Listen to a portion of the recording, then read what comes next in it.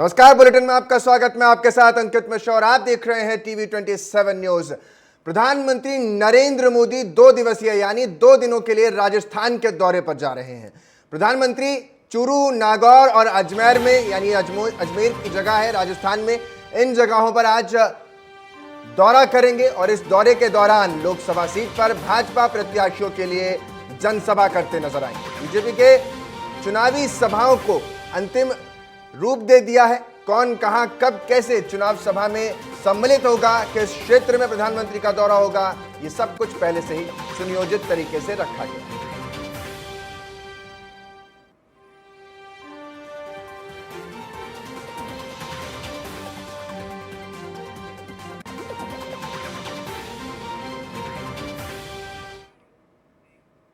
सीधा आपको लिए चलते हैं। आम आदमी पार्टी के नेता संजय सिंह दिल्ली में प्रेस कॉन्फ्रेंस कर रहे हैं। क्या कुछ कह रहे हैं इस प्रेस कॉन्फ्रेंस में, सुनवाते हैं सर आपको।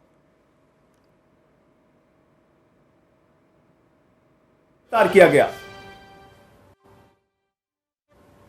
9 नवंबर से लेकर इससे पूछताछ के दौरान इसको जो भी दबाव बनाया गया, इसने मना किया। फिर इसकी 10 नवंबर को गिरफ्तारी हो जाती है। 10 नवंबर को गिरफ्तारी हो जाती है और 10 नवंबर की गिरफ्तारी के बाद इसने कुल 25 अप्रैल तक यानी कि 6 महीने इसको जेल में रखा गया। इससे बार बार कहा गया बयान दो केजरीवाल के खिलाफ, बयान दो केजरीवाल के खिलाफ, इसने नहीं दिया। 12 बयान इसने कुल दिया और 6 महीने के बाद जब इससे कहा गया बयान दो वरना जिंदगी जेल में सड़ जाएगी, बयान दो वरना जिंदगी जेल में सड़ जाएगी। अब वो कोई संजय सिंह तो है नहीं, वो शरद रेड्डी है, टूट गया। 25 अप्रैल को उसने केजरीवाल के खिलाफ बयान दिया।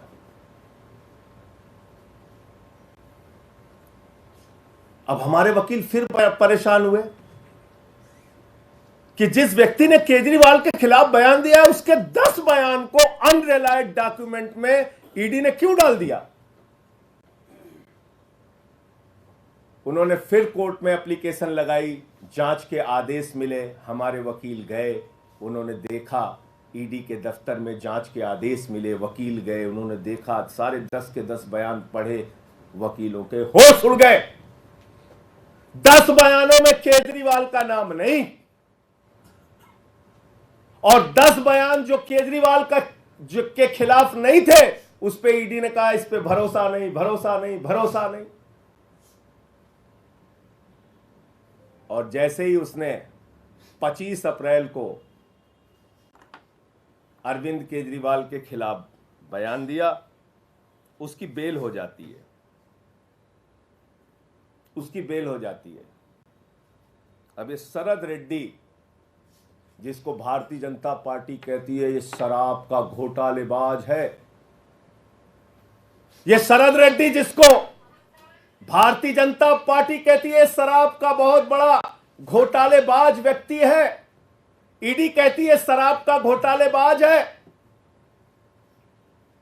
उसको गिरफ्तार करती है, 6 महीने जेल में रखती है, केजरीवाल के खिलाफ बयान लेने के लिए बार बार कहती है। 10 बार वो कहता नहीं नहीं नहीं, केजरीवाल से कोई मतलब और रिश्ता नहीं।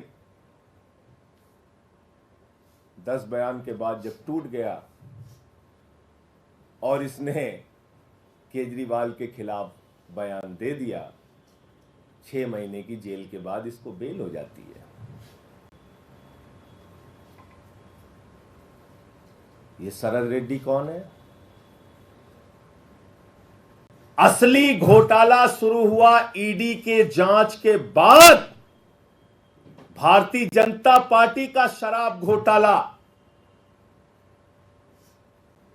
और पहली पेशगी और नजराना भाजपाइयों को कब पहुंचा? 5 करोड़ रुपए का, 5 करोड़ रुपए का 15 नवंबर को।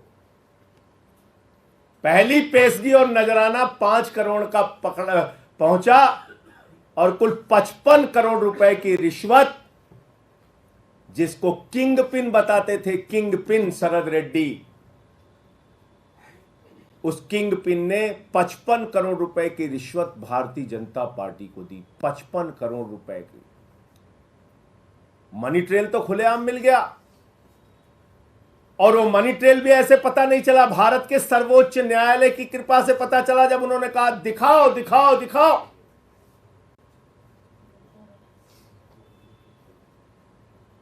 तो 21 मार्च को शाम को 6:50 पे मजबूरी में सारे डिटेल डालने पड़े वेबसाइट पे, बताना पड़ा कि ये शरद रेड्डी है शराब का घोटालेबाज, किंग पिन जिसको कह रही थी ईडी। और जैसे ही 6:50 पे भारतीय जनता पार्टी के शराब घोटाले का खुलासा हो जाता है, 7:14 पर मुख्यमंत्री के दफ्तर पे, मुख्यमंत्री के घर पे छापा पड़ जाता है। क्योंकि आप मीडिया में चर्चा करते हैं, आम आदमी पार्टी मुद्दा उठाती कि भाई शराब का घोटाला तो बीजेपी ने किया है। 21 मार्च को शाम को 6:50 पे इसका खुलासा हो जाता है। 55 करोड़ रुपए की रिश्वत भाजपा ने ली है, इस बात का खुलासा हो जाता है। उस खबर से ध्यान हटाना है, जनता का ध्यान भटकाना है। पहुंच गए केजरीवाल के घर और 7:14 पे छापा मार दिया। कहा गया ईडी के अधिकारियों को, जाओ जल्दी, वरना तो हमारा घोटाला खुल गया है तो बड़ा गड़बड़ हो जाएगा। और 2.5 घंटे की पूछताछ में जो 10 सम्मन दे रही थी ईडी, और हम कह रहे थे आम आदमी पार्टी को एक खत्म करना चाहते हैं, अरविंद केजरीवाल को गिरफ्तार करना चाहते हैं, वो बात सच निकली और अरविंद केजरीवाल जी को 2 घंटे की पूछताछ के बाद गिरफ्तार कर लिया गया। तो असली बात यह है कि यह शराब घोटाला भारतीय जनता पार्टी ने किया है, और यह शराब घोटाला ईडी के जांच के बाद शुरू हुआ है, और दिल्ली के मुख्यमंत्री के खिलाफ गहरी साजिश के तहत ऐसे बयान छिपा लिए गए, अनरिलाइड अपॉन डॉक्यूमेंट में डाले गए, जो बयान केजरीवाल के खिलाफ नहीं थे, और दबाव बनाकर जो बयान लिया गया वो बयान आधार बनाया गया, झूठा बेबुनियाद आधार। तो इसलिए साथियों और दोस्तों, मैं इस देश की जनता से कहना चाहता हूं, आपका मुख्यमंत्री, आपका नेता, दिल्ली के भाइयों से कहना चाहता हूं, 100% ईमानदारी से अपना जीवन जिया है, अपना जीवन जी रहा है। अरविंद केजरीवाल पर ना कोई दाग पहले था और न जीवन में कभी रहेगा। अरविंद केजरीवाल का गुनाह सिर्फ एक है कि वो दिल्ली के बच्चों को अच्छी शिक्षा के लिए काम कर रहे हैं। उनका गुनाह सिर्फ ये है कि दिल्ली की माताओं बहनों के लिए बस की फ्री यात्रा का इंतजाम कर रहे हैं, उनको 1000 रुपए की आर्थिक सहायता का इंतजाम कर रहे हैं। अरविंद केजरीवाल का गुनाह सिर्फ ये है कि वो बुजुर्गों के लिए तीर्थ यात्रा का इंतजाम कर रहे हैं, फ्री बिजली, फ्री पानी का इंतजाम कर रहे हैं। एक ऐसी सरकार जो दुनिया में, देश में सबसे बेहतरीन तरीके से काम कर रही है, उसके पीछे ये बड़ी गहरी साजिश करके उनको गिरफ्तार किया गया है। और ये सारी तारीखें और ये सारे बयान चिल्ला चिल्ला कर ये कह रहे हैं कि ये साजिश है, साजिश है और साजिश है। आप लोग आम आदमी पार्टी नेता संजय सिंह को सुन रहे थे, जो साफ तौर पर भारतीय जनता पार्टी पर हमलावर नजर आए। अगली खबर की तरफ आप आपको लिए चलते हैं। कांग्रेस अपना घोषणा पत्र आज जारी कर सकती है। लोकसभा चुनाव के लिए घोषणा पत्र अहम माना जा रहा है और इसमें 5 न्याय पर आधारित यह घोषणा पत्र होने वाला है।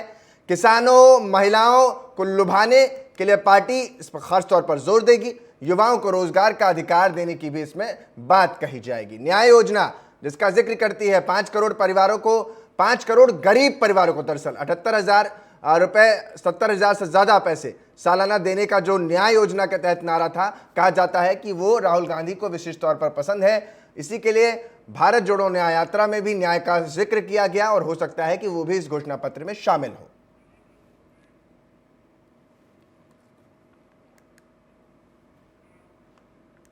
उत्तराखंड के दौरे पर हैं भारतीय जनता पार्टी के राष्ट्रीय अध्यक्ष जेपी नड्डा। 2 दिवसीय उत्तराखंड के दौरे पर हैं। आज दौरे का दूसरा दिन है। चुनाव कोर कमेटी की बैठक में भी शामिल होंगे आज, और साथ ही शक्ति केंद्र संयोजक के बैठक में भी शामिल होते नजर आएंगे जेपी नड्डा। त्रिदेव सम्मेलन में भी आज शामिल होंगे और इस सम्मेलन में कहा जा रहा है कि 12,000 से अधिक कार्यकर्ता आज शामिल होंगे।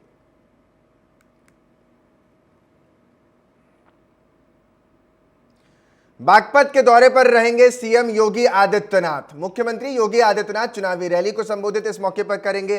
रालोद के प्रमुख जयंत चौधरी भी इस मौके पर मौजूद रहेंगे। बीजेपी प्रत्याशी के लिए चुनावी रैली करते नजर आएंगे। राजकुमार सांगवान के लिए वोट के लिए प्रचार, आज स्टार प्रचारक खुद मुख्यमंत्री योगी आदित्यनाथ नजर आएंगे बागपत में।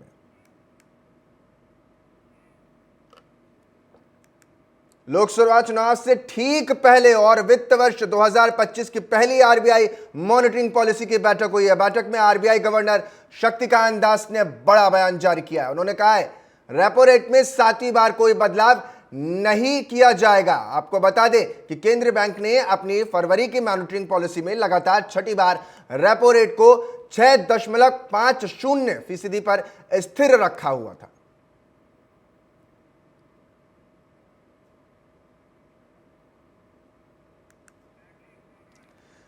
तो रेपो रेट में कोई बदलाव न करने की बात सामने आई है। आरबीआई ने घोषणा कर दी है। आरबीआई मॉनेटरी पॉलिसी कमेटी की बैठक हुई जिसमें कहा गया कि कोई बदलाव रेपो रेट में नहीं होगा, यानी ईएमआई जो है वो कम नहीं होने वाली है। गवर्नर शक्तिकांत दास ने ये बड़ा बयान दे दिया है, यानी कोई बदलाव नहीं हुआ है। तो आम लोगों ने जो ईएमआई जिनके लोन जा रहे हैं, रेपो रेट जब कम होता है तो इसका फायदा साफ तौर पर उनको होता है। अगर आप जमीन खरीदने जा रहे हैं तो इसका फायदा आपको मिलता है, लेकिन बेचने अगर जा रहे हैं, रेपो रेट कम होता है, घटाया जाता है, तब आपको नुकसान होता है क्योंकि आपके ज़मीन का दाम कम हो जाता है। ऐसे में ईएमआई कम हो जाती है। तो अब ये सारा कैलकुलेशन जो है घूम फिर करके ये कहा जा रहा है कि कहीं रेपो रेट में कोई बदलाव नहीं किया गया, जस का तस रखा गया, यानी स्थिर बनाया गया। जबकि उम्मीद ये लगाई जा रही थी कि चुनावी साल है तो हो सकता है कि आरबीआई कोई बड़ी घोषणा कर दे या रेपो रेट में कुछ डेसिमल्स की कमी ला दे। अगर 1% की भी कमी डेसिमल में आती है, मैं 0.01 की बात कर रहा हूँ, तो उसमें भी आम जनता को लाभ साफ तौर पर मिलता है। लेकिन ऐसा होता हुआ नहीं नज़र आया। आरबीआई ने फिलहाल रेपो रेट को स्थिर रखा हुआ है। तो ये कहीं ना कहीं उन लोगों के लिए, या यूँ कहें ज़्यादा मुश्किलों भरा रहने वाला है जो लोग ईएमआई पर गाड़ी या घर खरीदते हैं। उनके लिए ख़ासा तौर पर यहाँ दिक्कत सामना करना उनको पड़ सकता है। तो ये बड़ी जानकारी आपको दे रहे हैं। रेपो रेट में कोई बदलाव ना करने का फैसला आरबीआई के द्वारा लिया गया है। रिजर्व बैंक ऑफ इंडिया आपसे ठीक 304 दिन पहले ही आरबीआई ने अपना 90वां एक तरीके से कहें स्थापना दिवस बनाया था, जिसके बाद आज ये बैठक। अनूप शहर कोविड प्रोटोकॉल महामारी एक्ट का धारा 144 सीआरपीसी के उल्लंघन मामले में एमपी एमएलए स्पेशल कोर्ट ने अनूप शहर के न्यायाधीश विनय कुमार सिंह चतुर्वेदी से बीजेपी विधायक मीनाक्षी सिंह को तलब किया है। जानकारी के मुताबिक मामला 20 जनवरी 2022 का बताया जा रहा है, जिसमें बीजेपी विधायक मीनाक्षी सिंह द्वारा भारत सरकार के निर्देशों के अंतर्गत कोविड-19 के प्रोटोकॉल तथा डीएम द्वारा घोषित धारा 144 व आचार संहिता के आदेशों का उल्लंघन किया गया था, जिस पर पुलिस द्वारा उनके विरुद्ध विभिन्न धाराओं के तहत मुकदमा दर्ज किया गया था, जिसकी सुनवाई की अगली तारीख 15 अप्रैल को निर्धारित की गई है। विधायक मीनाक्षी सिंह की मुश्किलें बढ़ी हैं। एमपी एमएलए कोर्ट ने उन्हें तलब किया है।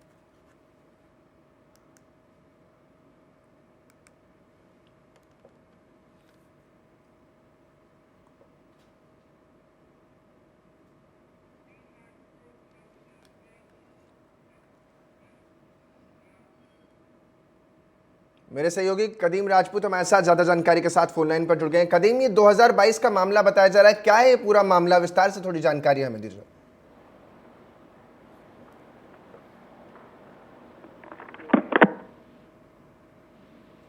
कदीम, आपको मेरी आवाज आ रही है? जी सर। कदीम, ये पूरा मामला क्या है? 2022 का कोविड प्रोटोकॉल के तहत कहा जा रहा है कि चुनाव में आचार संहिता का उल्लंघन किया गया। क्या है ये पूरा मामला? विस्तार से थोड़ी जानकारी हमें दीजिए। बिल्कुल, आपको बता दें कि बुलंदशहर में एमपी एमएलए कोर्ट ने खुर्जा विधायक मीनाक्षी सिंह को तलब किया है। बता दें कि मिली जानकारी के अनुसार विधायक मीनाक्षी सिंह ने 20 जनवरी 2022 को नामांकन के दौरान महामारी एक्ट का उल्लंघन किया था। वहीं जो कि कोविड प्रोटोकॉल महामारी एक्ट का उल्लंघन करने के मामले में मौजूदा विधायक जो कि मीनाक्षी सिंह को तलब किया गया है। बता दें कि आगामी 15 अप्रैल को खुर्जा विधायक मीनाक्षी सिंह को अदालत में उपस्थिति होने का आदेश दिया गया है। जानकारी के अनुसार बता दें कि 20 जनवरी 2022 को नामांकन के दौरान पुलिस ने खुर्जा विधायक मीनाक्षी सिंह के खिलाफ मुकदमा दर्ज किया था। सब इंस्पेक्टर राजेंद्र कुमार ने 20 जनवरी 2022 को यह मुकदमा दर्ज किया था, जो कि बता दें कि भाजपा से खुर्जा विधानसभा की मौजूदा विधायक हैं मीनाक्षी सिंह जी। कदीम, इस पूरे मामले पर क्या मीनाक्षी सिंह की तरफ से कोई बयान सामने आया है? क्योंकि उन्हें तलब कर लिया गया है और अगली सुनवाई जो है उसकी भी तारीख निर्धारित कर दी गई है। बिल्कुल, अगर भाजपा विधायक मीनाक्षी सिंह की तरफ से अगर किसी जवाब की बात करें तो अभी तक कोई जवाब नहीं आया है।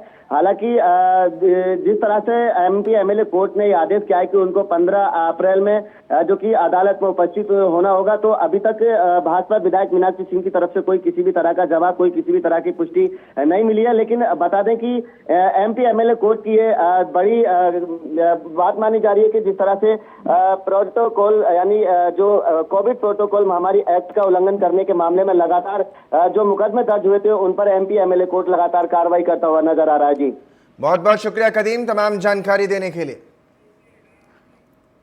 मुरादाबाद में पत्नी ने गला दबाकर पति की ही हत्या कर दी। सूचना मिलते ही मौके पर पुलिस पहुंचती है। जांच पड़ताल के बाद खुलासा होता है कि भतीजे से अवैध संबंध के चलते ये कदम उठाया गया है।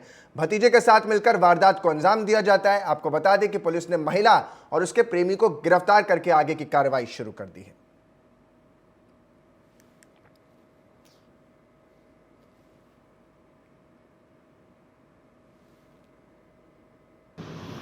मुरादाबाद जनपद के थाना भोजपुर में गांव मेदिनीपुर गांव है मेदिनीपुर, वहाँ पे पुलिस को एक सूचना मिली कि एक व्यक्ति जिसका नाम हरदयाल है वो अपने घर में मृत अवस्था में पड़ा हुआ है। सूचना मिलने पर पुलिस मौके पर पहुंची और फोरेंसिक टीम को बुलाया गया और शव का पोस्टमार्टम के लिए भिजवाया गया। पोस्टमार्टम में जो आया उसमें आया कि गला घोंटकर हत्या हुई है।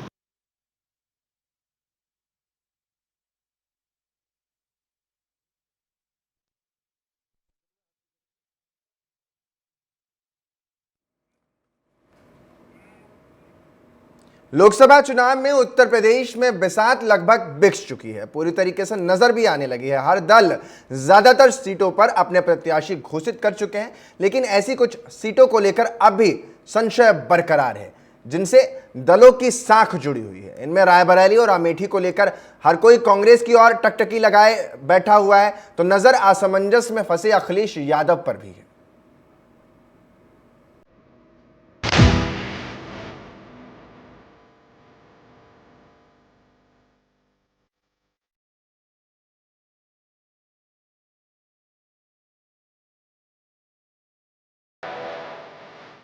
मिशन 2024 में जुटी भारतीय जनता पार्टी के यूपी कोटे में आए 11 मंत्रियों की साख जहां इस चुनाव में दांव पर है, वहीं उत्तर प्रदेश सरकार के 2 मंत्रियों को अपनी प्रतिष्ठा बचाने के लिए जूझना पड़ेगा। विपक्ष भी इन मंत्रियों की सीट पर अपनी बिसात बिछाने में जुटा हुआ है। अब देखना दिलचस्प होगा कि कौन से मंत्री अपनी साख बचाकर दोबारा संसद में पहुंचते हैं और किसी हार का सामना करना पड़ता है। भाजपा ने गाजियाबाद से सांसद रहे मंत्री रिटायर्ड जनरल बीके सिंह का टिकट काटकर पूर्व मंत्री अतुल गर्ग को दिया है। लखनऊ से केंद्रीय रक्षा मंत्री राजनाथ सिंह 2 बार से सांसद बनकर केंद्र में मंत्री हैं। उनके सामने गठबंधन से सपा प्रत्याशी रविदास मेहरोत्रा हैं। राजनाथ सिंह 2 बार से लखनऊ में भारी मतों से जीत रहे हैं। ऐसे में पुराने जुझारू कार्यकर्ता और लखनऊ मध्य से विधायक रविदास को उतारकर विपक्ष ने चुनौती देने का प्रयास किया है। यूपी में सबसे ज्यादा उत्सुकता केंद्रीय महिला एवं बाल विकास मंत्री रही स्मृति ईरानी की अमेठी सीट को लेकर बनी हुई है। कांग्रेस यहां अभी तक कोई प्रत्याशी ही तय नहीं कर सकी है। चर्चाएं हैं कि गांधी परिवार से ही यहां प्रत्याशी आ सकता है। ऐसा हुआ तो ये रोचक मुकाबला होगा। पिछली बार स्मृति ईरानी ने करीब 50,000 वोटों के अंतर से राहुल गांधी को मात दी थी। कैबिनेट मंत्री महेंद्र नाथ पांडे भी तीसरी बार चंदौली से मैदान में हैं। साल 2019 में उनका सपा बसपा के संयुक्त प्रत्याशी संजय सिंह चौहान से मुकाबला हुआ था। महेंद्र नाथ पांडे को वर्ष 2014 की तुलना में 4.5% ज्यादा वोट मिले थे और वो विजयी हुए।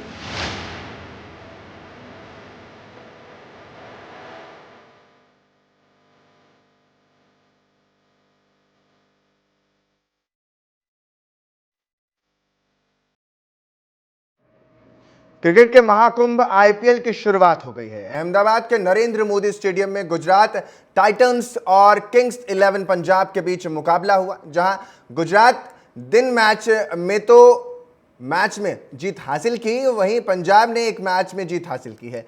क्रिकेट फैंस ने टीवी 27 के साथ अपनी फेवरेट टीम और प्लेयर्स के बारे में खास बातचीत की। तो सुनवाते हैं क्या कुछ कहा उन्होंने।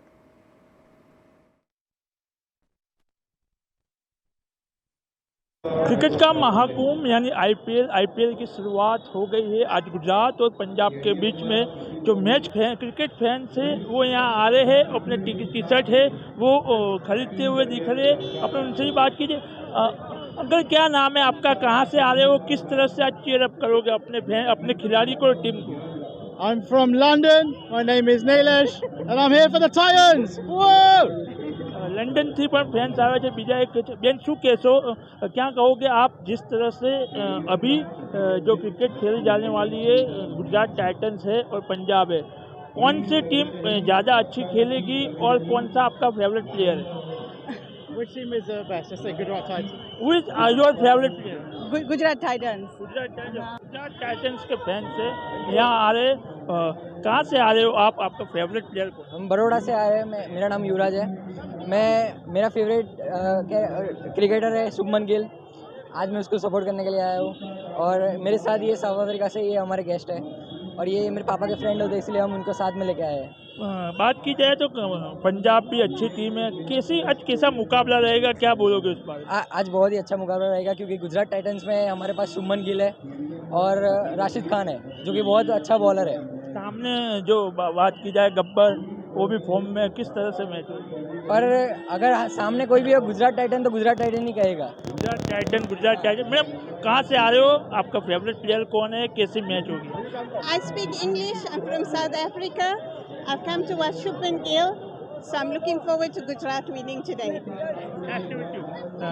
जिस तरह से बात की जाए, जो भारत है, भारत के बाहर से भी फैंस है गुजरात के, वो आ रहे हैं और गुजरात विन होवे उस तरह की बात हो रही है। यानी आज मुकाबला के बाद ही पता चलेगा गुजरात विन होती है या जो पंजाब है वो विन हो रही है। पर अभी तो स्टेडियम में लोग जा रहे हैं, मैच अभी खेले जाने वाली है। मैच के बाद ही पता चलेगा कि कौन सी टीम है जो नरेंद्र मोदी स्टेडियम में खेलने के बाद नरेंद्र मोदी स्टेडियम में कौन सी टीम है विन होगी।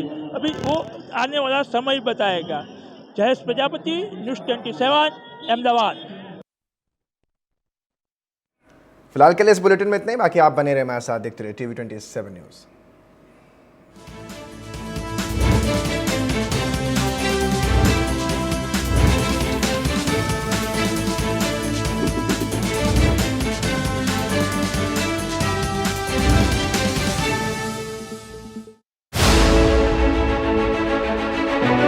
पक्ष विपक्ष की तीखी तकरार। क्या है आपके शहर का हाल? निष्पक्ष खबरों का सिलसिला, ना पक्ष ना विपक्ष, खबर सिर्फ वही जो है सच। सिर्फ काम की खबर से रूबरू करवाते हैं, वही मुद्दे उठाते हैं जो देश को बचाते हैं। इसीलिए हम टीवी 27 न्यूज़ कहलाते हैं। हमारे लिए देश सबसे पहले। हम करते हैं आपके हकूक और हक की बात। सवेरे सवेरे बताएंगे आपके अपने शहर का हाल। कोई भी खबर नहीं पहुंचेगी आप तक लेट। देखिए टीवी 27 न्यूज पर सुबह 8 बजे morning update. Bona fide bird school आपके शहर में नरेला शंकरी अयोध्या बाईपास रोड पर स्थित है। साथ ही सीबीएसई एवं एमपी बोर्ड से मान्यता प्राप्त है, जिसमें प्ले स्कूल, प्री नर्सरी तथा कक्षा 1 से 12वीं तक प्रवेश प्रारंभ हो चुके हैं। बोनीफाइड स्कूल में आधुनिक तकनीकी एवं स्पोर्ट्स के साथ ही बच्चों का शारीरिक और मानसिक विकास किया जाता है। साथ ही digital smart classes, high tech computer lab, internet सेवा, आधुनिक प्रयोगशाला, मेडिकल चेकअप, कैंटीन सुविधा। बोनीफाइड प्ले स्कूल भोपाल में अयोध्या बाईपास नरेला शंकरी में स्थित है। Talking pen technology. Bonafide play school में आपके 2 से 5 साल तक के बच्चे प्रवेश पा सकते हैं। बोनीफाइड प्ले स्कूल के साथ बोनीफाइड सीबीएसई एंड एमपीबीएसई स्कूल में प्रवेश प्रारंभ। पक्ष विपक्ष की तीखी तकरार। क्या है आपके शहर का हाल? निष्पक्ष खबरों का सिलसिला, नापक्ष ना विपक्ष, खबर सिर्फ वही जो है सच। सिर्फ काम की खबर से रूबरू करवाते हैं, वही मुद्दे उठाते हैं जो देश को बचाते हैं। इसीलिए हम टीवी 27 न्यूज कहलाते हैं। हमारे लिए देश सबसे पहले।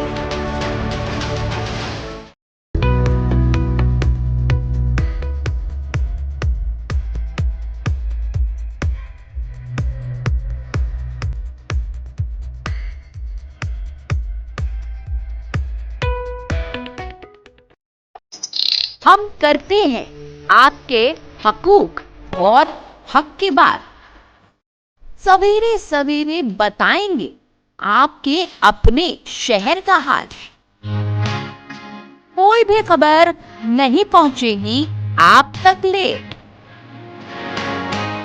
देखिए टीवी 27 न्यूज पर सुबह 8 बजे मॉर्निंग अपडेट।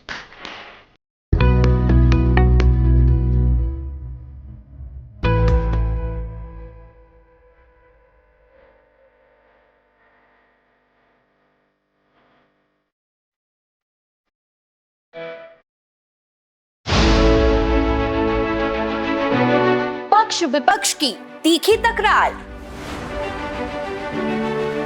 क्या है आपके शहर का हाल? निष्पक्ष खबरों का सिलसिला, नापक्ष ना विपक्ष, खबर सिर्फ वही जो है सच। सिर्फ काम की खबर से रूबरू करवाते हैं, वही मुद्दे उठाते हैं जो देश को बचाते हैं। इसीलिए हम टीवी 27 न्यूज कहलाते हैं। हमारे लिए देश सबसे पहले।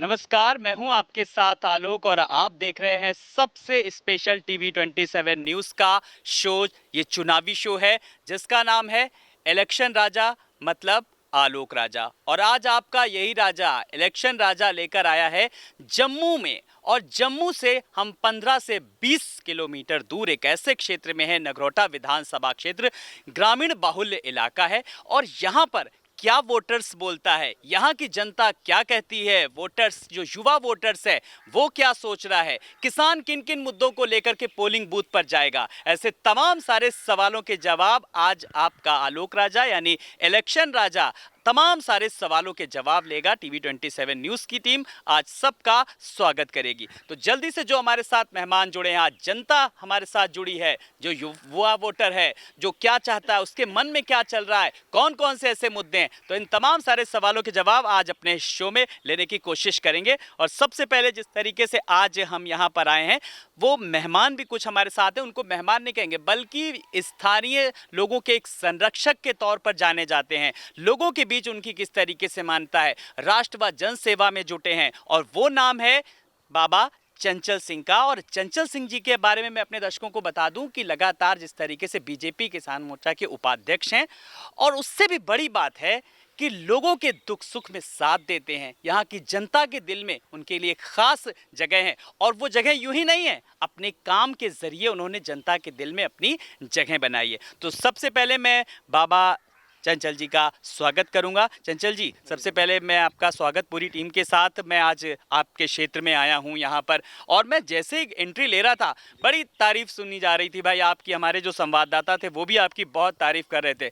चुनाव का समय है, 2024 चुनाव की सरगर्मियां तेज हैं। आपका जो इलाका है यहाँ पर, वहाँ पर ग्रामीण बहुल इलाका है। सबसे पहले उस इलाके की कौन कौन सी ऐसी समस्याएं हैं जिनको आपने दूर किया है? सर, सबसे पहले जो हमारे गांव के रोड थे, 1947 से लेके आज तक हमारे रोड जो हैं वो नहीं बने हुए थे, लेकिन भारतीय जनता पार्टी ने हमें 3 करोड़ 25 लाख रुपया सिर्फ हमारे गांव के लिए दिया। और जो हमारे रोड की समस्या थी ये उन्होंने दूर की। 2 हैंडपंप लगे हुए हैं आपके सामने, वो भी उन्होंने पानी की समस्या भी दूर की। और लेकिन भारतीय जनता पार्टी ने, मैं पूरे जम्मू कश्मीर की बात करना चाहता हूं, जो भारतीय जनता पार्टी ने जम्मू कश्मीर में काम किया है वो पिछली सरकारों के दौरान उनके लीडर टोटल भी नहीं मार सकते। जम्मू से लेकर कश्मीर तक एक हाईवे तैयार किया है, जो कि पिछली सरकारों के दौरान 14 घंटे जम्मू से कश्मीर लगते थे, आज हम 5 घंटे में कश्मीर पहुंच सकते हैं, और कश्मीर से 5 घंटे में जम्मू पहुंच सकते हैं। ये भारतीय जनता पार्टी की बहुत बड़ी देन है।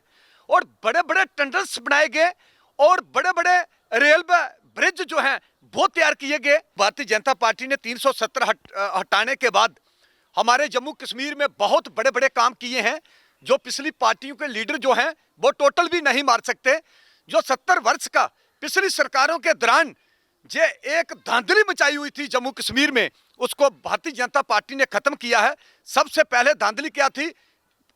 पिछली सरकारों के दौरान पत्थरबाजों को बढ़ावा मिला, पिछली सरकारों के दौरान उग्रवाद को बढ़ावा मिला, पिछली सरकारों के दौरान मिलिटेंटों की फैक्ट्री को बढ़ावा मिला, पिछली सरकारों के दौरान लाल चौक में पाकिस्तान का झंडा खड़ा होता था, पिछली सरकारों के दौरान हमारे इंडिया आर्मी के जवानों के लिए एक भी बैंकर नहीं था, और पिछली सरकारों के दौरान हमारे जम्मू कश्मीर में एक भी एम्स नहीं था, पिछली सरकारों के दौरान एक भी हाईवे हमारा नहीं था। लेकिन आज भारतीय जनता पार्टी ने जो काम किए हैं, पत्थरबाजों को खत्म किया, मिलिटेंटों की फैक्ट्री को खत्म किया, उग्रवाद को गोली खिलाओ जम लोग भेजने का फैसला लिया, अपनी इंडिया आर्मी को, बेड फोर्स के जवानों को फुल ऑर्डर दिया। नहीं तो पिछली सरकारों के दौरान हमारे बेड फोर्स के जवानों को ऑर्डर दिल्ली से लेना पड़ता था, भाई कब हम पाकिस्तान पर गोली चलाएं। आज भारतीय जनता पार्टी ने कहा है, अगर पाकिस्तान एक गोली चलाता है तो आप 100 गोली चला सकते हो, पाकिस्तान एक गोला फेंकता तो आप 100 गोला फेंक सकते हो। आज हमारी भारतीय जनता पार्टी ने बेड फोर्स के जवानों को बढ़ावा दिया है, और इंडिया आर्मी के जवानों के लिए जो हमारा बॉर्डर पाकिस्तान के साथ लगता है या चीन के साथ लगता है, फुल जो बैंकर हैं वो बनाए गए हैं, और बैंकरों के बॉर्डरों के साथ साथ बड़े बड़े हाईवे जो हैं वो एक फोर्स के लिए बनाए जा रहे हैं। क्योंकि जो कि पिछली सरकारों के दौरान पीओके एरिया जो पाकिस्तान को दे रखा है, पिछली सरकारों के दौरान जहां पीओके का एरिया चीन को दे के रखा हुआ है, वो एरिया पीओके का अभी हमारी भारतीय जनता पार्टी जो है, प्रधानमंत्री नरेंद्र मोदी जी की सरकार, वो फिर लेने वाली है। भारत को जोड़ने का काम है। इस तरीके से लगातार भारत को जोड़ने का काम, एक सूत्र में पिरोने का काम कर रही है बीजेपी, जैसा कि बाबा जी ने कहा। लेकिन सबसे बड़ी बात है, कितने हालात बदले, कितनी परिस्थितियां बदली। भाई हम तो जर्नलिस्ट हैं, एज बीइंग जर्नलिस्ट हम जनता से सवाल पूछेंगे। जब एक तरफ कहा जा रहा है कि हालात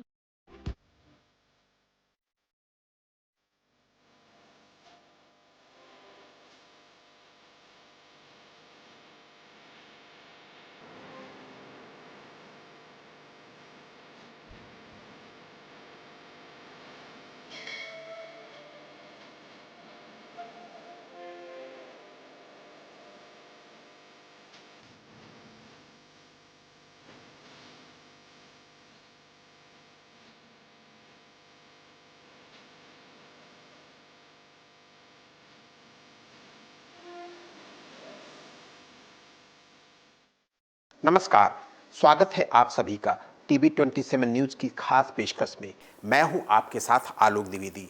प्रधानमंत्री मोदी का नारा है सबका साथ सबका विकास। सबका साथ, उत्तर का भी साथ, दक्षिण का भी साथ, पूर्व का भी साथ और पश्चिम का भी साथ। हालांकि बीजेपी परंपरागत रूप से दक्षिण के राज्यों में कर्नाटक को छोड़कर कमजोर रही है, लेकिन इस बार प्रधानमंत्री मोदी की अगुवाई में बीजेपी दक्षिण को फतह करने के लिए भरपूर ताकत झोंक रही है।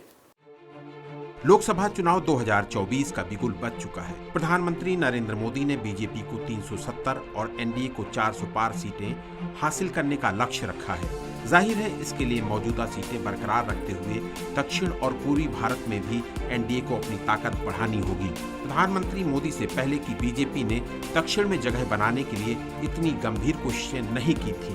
अटल बिहारी वाजपेयी से लेकर लाल कृष्ण आडवाणी की कमान में बीजेपी दक्षिण में या पूर्वोत्तर भारत में ज्यादा जनाधार नहीं बना पाई, लेकिन बदलते भारत में प्रधानमंत्री नरेंद्र मोदी और केंद्रीय गृह मंत्री अमित शाह के नेतृत्व में बीजेपी ने पूर्वोत्तर के लगभग सभी राज्यों में न केवल मजबूत संगठन बनाया, बल्कि मजबूत संगठन को राज्य में सरकार बनाने में तब्दील भी किया। उत्तर और पश्चिम में पहले से ही बीजेपी का मजबूत जमीनी आधार था, लिहाजा पूरब, पश्चिम और उत्तर के बाद बीजेपी अब दक्षिण की ओर चली है, यानी कि मोदी और शाह की बीजेपी दक्षिणायन हो रही है। प्रधानमंत्री नरेंद्र मोदी ने 2024 लोकसभा चुनाव के लिए नारा कर लिया है, अब की बार 400 पार।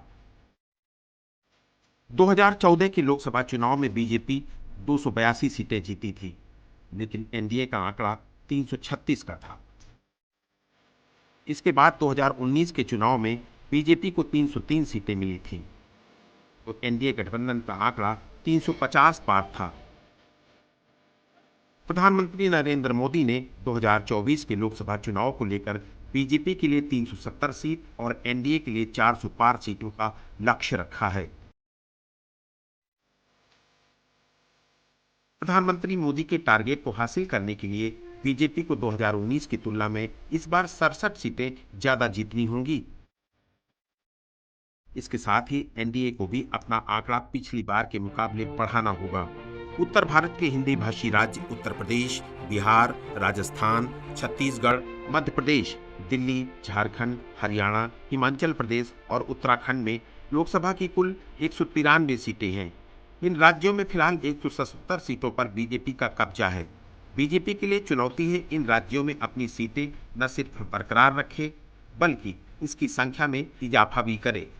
महाराष्ट्र, बंगाल, असम, गुजरात और कर्नाटक में 2019 के चुनाव वाले प्रदर्शन को 2024 के चुनाव में दोहराना होगा।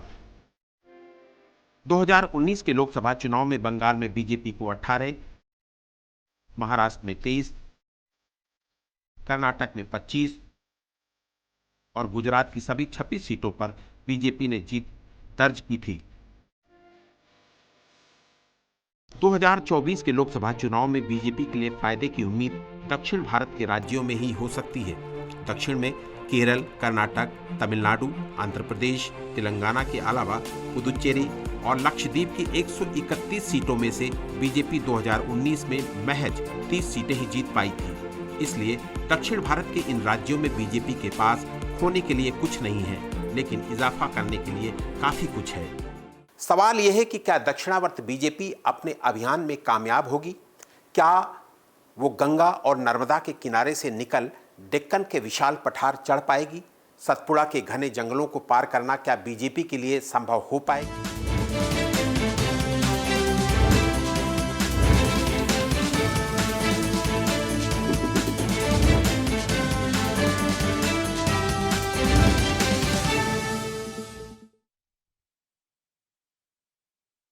सबसे पहले इस कार्यक्रम को आगे बढ़ाते हुए हम न्याय पत्र का विमोचन करेंगे, उसको जारी करेंगे। मैं माननीय कांग्रेस अध्यक्ष श्री मल्लिकार्जुन खड़गे साहब से आग्रह करूंगा कि वो न्याय पत्र को जारी करें।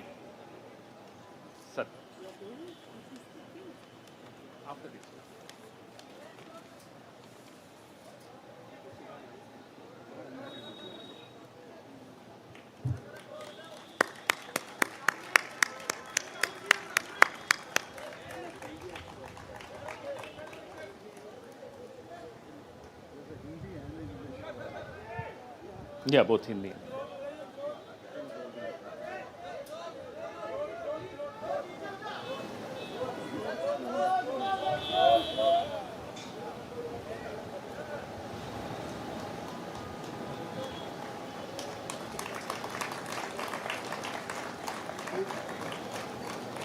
धन्यवाद। अब मैं मैनिफेस्टो कमेटी के अध्यक्ष श्री पी चिदम्बरम साहब से आग्रह करूंगा कि वो इस न्याय पत्र के विषय में कुछ इस पर प्रकाश डालें, आपसे चर्चा करें।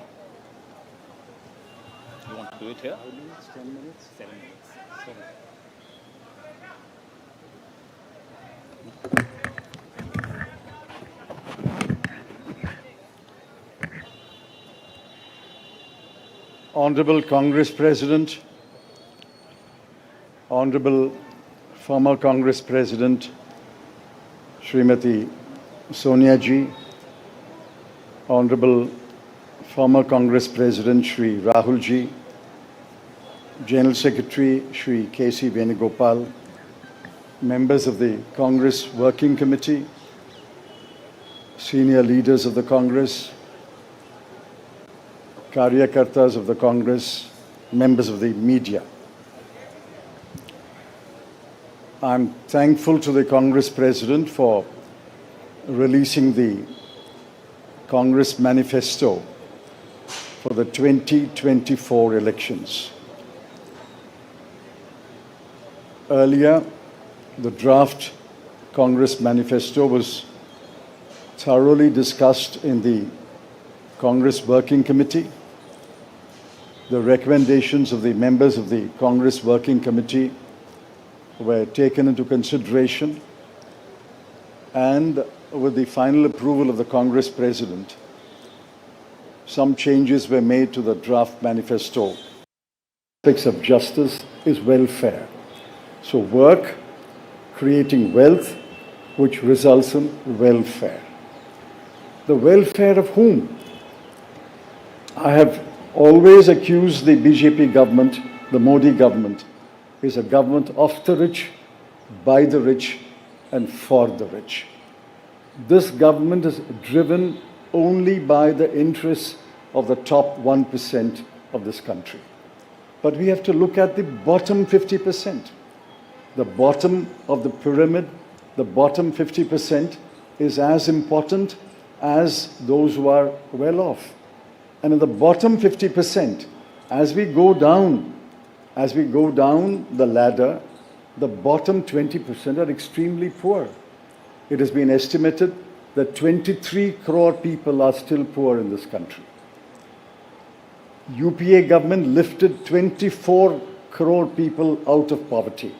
And we promise that if the Congress or a Congress-led government comes to power in 2024, we will lift 23 crore people out of poverty in the next 10 years. That's possible, it's doable, and I conclude by saying the Congress has done it before and we can do it again. I appeal to all of you to spread the message of this manifesto to the nook and corner of this country and ask the people to vote for the hand symbol and to vote for all our allied parties throughout this country. Thank you.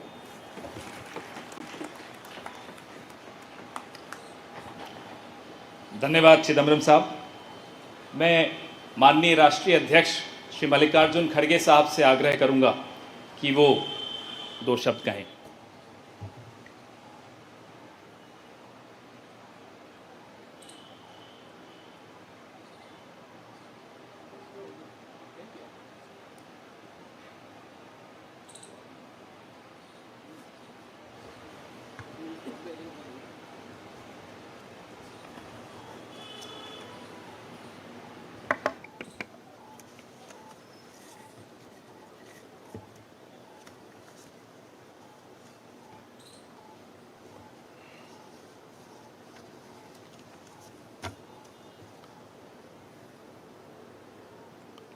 आज हमारे कांग्रेस चुनाव घोषणा पत्र जारी करने के मौके पर कांग्रेस पार्टी के भूतपूर्व अध्यक्ष और हमारे चाहते नेता श्रीमती सोनिया गांधी जी और भूतपूर्व अध्यक्ष श्री राहुल गांधी जी और यहाँ पर पधारे हुए हमारे कांग्रेस पार्टी के सभी नेतागण और खासकर इस जो घोषणा पत्र को तैयार किए श्री पीसी चिदम्बरम जी, केसी वेणुगोपाल जी और सारे वर्किंग कमेटी के मेंबर्स, मीडिया के मेरे दोस्तों,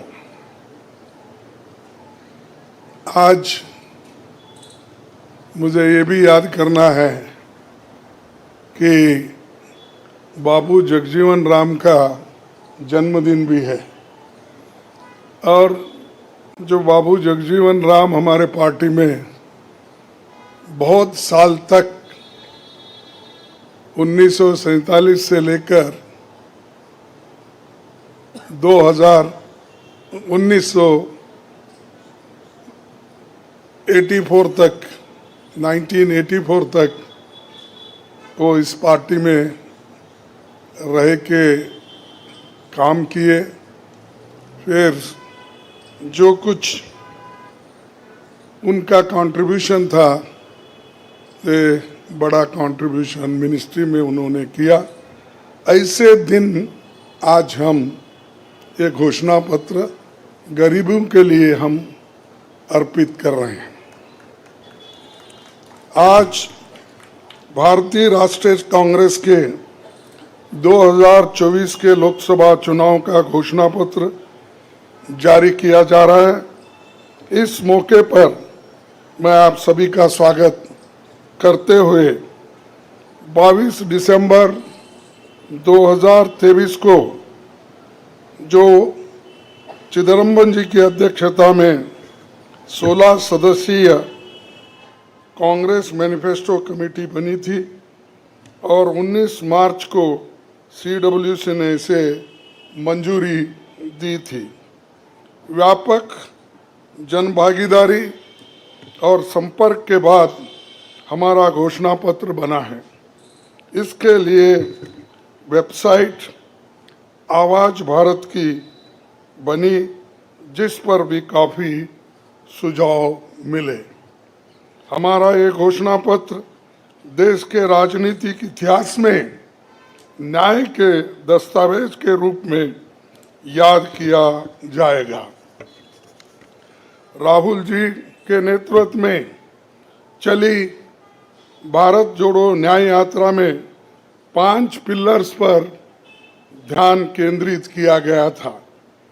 यात्रा के दौरान युवा न्याय, किसान न्याय, नारी न्याय, श्रमिक न्याय और हिस्सेदारी न्याय की घोषणा की गई थी। जहाँ कहीं भी हम गए इन न्याय की बात हमने करी थी और इसकी गारंटी भी हमने दी है। इन 5 पिलर्स में से 25 गारंटी निकलते हैं। हर 25 गारंटी ने किसी ना किसी को लाभ मिलने का इसके अंतर्गत यहाँ पर हमारे मैनिफेस्टो में भी है और इसके लिए जो हम पहले से ही करते हुए आए हैं वो भी हमने इसका उल्लेख किया है। मैं कुछ बातें आपके सामने रखना चाहता हूँ। खासकर युवा न्याय के तहत हर शिक्षित युवा की पहली नौकरी अप्रेंटिसशिप के साथ पक्की हो जाए, ऐसी एक गारंटी हम दे रहे हैं और उसके लिए हम 1 लाख रुपए, उसके लिए हम एक अप्रेंटिसशिप कोर्स करने वालों को खर्च करेंगे और इससे ये फायदा होगा, किसी ना किसी जगह उसको पक्की नौकरी मिलेगी, क्योंकि ये स्किल डेवलपमेंट के तहत और बहुत से इंडस्ट्रीज में इनको काम मिलेगा। नारी न्याय के तहत गरीब परिवार की महिला को सालाना 1 लाख की मदद देंगे। कोई तालियां नहीं बजा रहे, क्या बात है? गरीब परिवार की महिला को सालाना 1 लाख की मदद देंगे और किसान न्याय के तहत किसानों की कर्ज माफी और एमएस की कानून की गारंटी भी हम देंगे। और श्रमिक न्याय, इसके तहत मनरेगा में भी 400 रुपए, ये न्यूनतम कम से कम 400 रुपए मजदूरी दिया जाएगा। हिस्सेदारी न्याय में सामाजिक आर्थिक समानता के लिए हर व्यक्ति और हर वर्ग की गिनती या जातीय जनगणना होगी, जिससे सबको फायदा होगा। या किसी के फॉर्म में, किसी के अगेंस्ट में ये नहीं है कि हालात को समझने के लिए ये जातीय जनगणना करेंगे, जैसा कि SC/ST की जातीय जनगणना होती है। और वैसा ही जो पिछड़े लोग हैं और भी ये अपर कास्ट में भी गरीब लोग हैं, सबकी हालत क्या है ये जानने के लिए हम जातीय जनगणना कराएंगे और इसका फायदा हर वर्ग को मिलेगा। हमारे घोषणा पत्र में संवैधानिक न्याय, कॉन्स्टिट्यूशनल जस्टिस खंड में लोकतंत्र बचाओ, भय से मुक्ति से लेकर मीडिया, न्यायपालिका आजादी, भ्रष्टाचार के खिलाफ मुहिम जैसे मुद्दे, कला संस्कृति जैसे विषय भी है।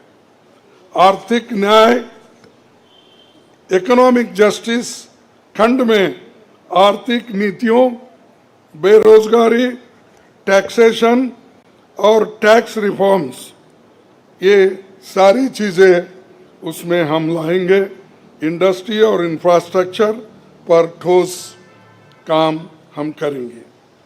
राज्य न्याय, जस्टिस फॉर द स्टेट्स में संघीय विकास, पूर्वोत्तर भारत पर रोशनी हम डाले हैं और जहां कहीं भी फेडरल स्ट्रक्चर को धोखा होगा, हम उस वक्त अपनी आवाज उनके साथ भी उठाएंगे और जब हमारी गवर्नमेंट आएगी तो उनको बराबरी का हिस्सा देंगे, और ताकि वो पैसे के लिए तरस न हो, चाहे वो ड्रॉट हो, फ्लड हो, डिसास्टर्स हो। इसके लिए नेचुरल डिसास्टर, इन सब के लिए फेडरल गवर्नमेंट को कानून के तहत जो मदद मिलना चाहिए वो हम जरूर उनको दिलाएंगे। उसी के साथ देश की प्रतीक्षा और आंतरिक सुरक्षा के महत्व को ध्यान में रखकर रक्षा न्याय की भी खंड है, जिसमें विदेश नीति भी है। और विदेश नीति हमारी अब तक सफल हुई है और उसी नीति पे अगर ये लोग काम करते थे और ठीक ढंग से चलते थे, और बहुत से मुश्किल हमको आज जो आ रहे हैं वो कभी नहीं आते थे। तो इसीलिए हम अपना रक्षा न्याय का, देश की रक्षा के लिए पूरा हम काम करेंगे। आखिरी एक महत्व का बिंदु पर्यावरण न्याय भी देंगे। आप सभी से मैं अनुरोध करूंगा कि घोषणा पत्र को बारीकी से देखें, पढ़ के इसमें आपको भविष्य के भारत की शानदार नया तस्वीर दिखेगा और इसके लिए आप ठीक ढंग से आप काम कर सकते हो। आजादी के बाद 1951-52 में चुनावों से राजनीतिक दल घोषणा पत्र जारी करते समय बहुत से दावे करते हैं लोग, पर कांग्रेस हमेशा जमीनी हकीकत पर चलती है। 1951 में पंडित जवाहरलाल नेहरू के नेतृत्व में हमारा जो घोषणा पत्र जारी हुआ उसका नाम था व्हाट कांग्रेस स्टैंड्स फॉर। उसका नाम था व्हाट कांग्रेस स्टैंड्स फॉर। पहले घोषणा पत्र को लेकर ये टिप्पणी की गई थी, no exaggerated claims were made, no ambitious plans to entice public or deceive the electorate had been placed before them. A realistic view of what was capable of achievement and implementation alone was presented. ये पंडित जवाहरलाल नेहरू जी के ज़माने में घोषणा पत्र दी थी जो realistic है, जो ग्राउंड लेवल पे हम कर सकते हैं, उसी के बारे में उन्होंने बोला था। किसी को फंसाने के लिए नहीं, झूठ बोलने के लिए नहीं, हम जो भी कहते हैं वो करके दिखाते हैं, ये उनका कहना था। और वही आज भी हम कर रहे हैं, जो कर सकते हैं वही हम इसमें घोषणा पत्र में लिखे हैं। और बहुत से हमारे विद्वानों से भी हम बात किए हैं कि इसमें क्या कर सकते क्या नहीं कर सकते, उनके सलाह के मुताबिक ही आज हमने ये सारी चीज़ें आपके सामने रखे हैं।